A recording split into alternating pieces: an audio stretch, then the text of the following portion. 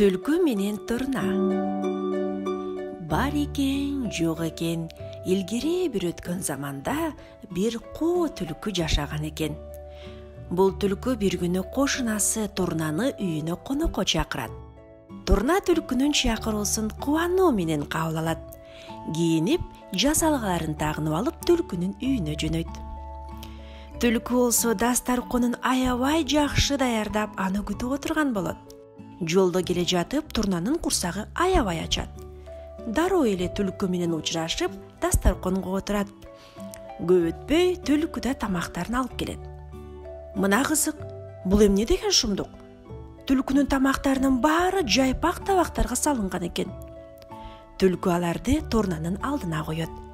Турна узун, катуу тумшугу менен жайпак табактагы тамакты кантип жей алсын? Ал эми түлкү болсо өзүнүн алдындагы тамагын тили менен леп-лептеп жалап жей баштайт. Турна болсо канча аракет кылганы менен тумшугуна эч нерсе илинбейт. Ошентип, ал түлкү кошунасынын дастарконунан эч нерсе жей албай ачка калат. Түлкү болсо кытмыр күлүп, болгон тамактын баарын өзү жеп алат.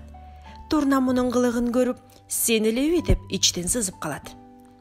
Ошентип, Турна кетээринде түлкүгө кайрылып, «Коңшум, коноктогонуңа рахмат.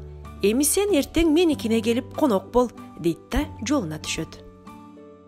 Эртеси күнү түлкү кандай тамак жейт болдум экен деп кыялдана кошунасыныкына жөнөйт. Аны Турна «Кош келдиң кошуна» деп жайдары тосуп алат. Анан дастарконго отургузат. Түлкү жаланган бойдон тамакты күтүп калат.